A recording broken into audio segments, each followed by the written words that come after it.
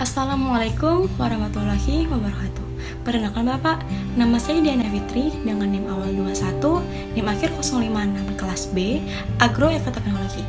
Pada kesempatan kali ini, saya akan menyampaikan materi teknologi produksi tanaman mengenai jurnal yang berjudul Hubungan Air dan juga Tanaman ataupun Irigasi dan Pemupukan.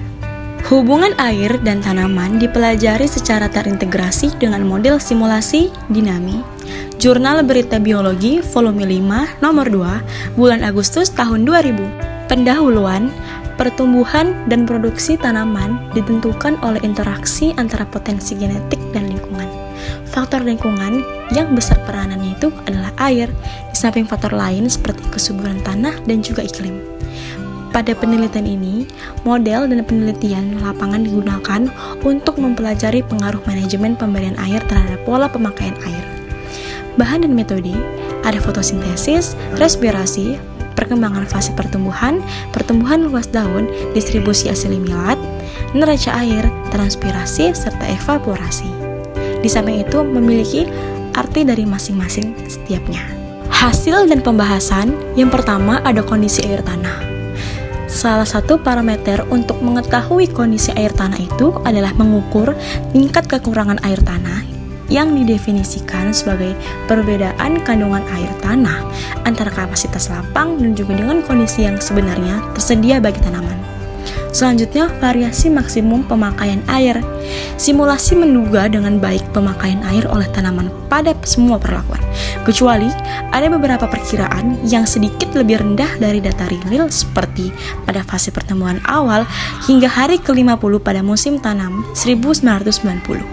Pertumbuhan dan produksi tanaman, model mensimulasikan produksi berat kering dengan baik, terutama untuk musim tanam tahun 1990 pada tingkat pertumbuhan vegetatif.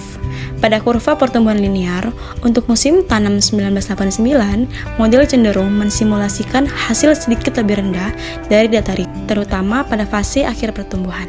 Hubungan antara produksi tanaman dan pemakaian air. Salah satu parameter yang paling umum digunakan untuk melihat hubungan antara pemberian air dan hasil tanaman adalah efisiensi pemakaian air atau water use efficiency, yang didefinisikan sebagai slope atau kemiringan dari kurva hubungan linear antara produksi berat kering dan juga total pemakaian air.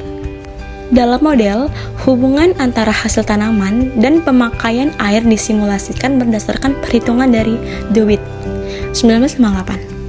Bila nilai evaporasi konstan selama musim tanam, maka efisiensi pemakaian air merupakan rasio dari biomas dan evaporasi.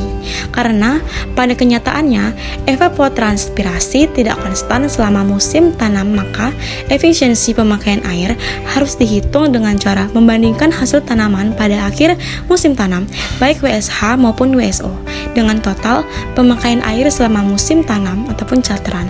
Nah, sekarang kita masuk pada kesimpulan. Yang pertama, penting untuk mengetahui pengaruh faktor lingkungan terhadap pertumbuhan dan produksi tanaman secara terintegrasi agar dapat menentukan cara untuk mengoptimumkan produksi walaupun pada kondisi lingkungan yang suboptimal. Kedua, dapat disimpulkan bahwa model mensimulasikan produksi tanaman cukup baik pada kondisi penanaman dengan pengairan WLDAN W4 cukup baik untuk kedua musim tanam. Saran, ketelitian model dalam mensimulasikan neraca air tanah pemakaian air oleh tanaman sudah dapat diterima untuk tujuan studi ini. Walaupun masih ada beberapa asumsi dan nilai parameter yang perlu diperbaiki dan diteliti lebih lanjut.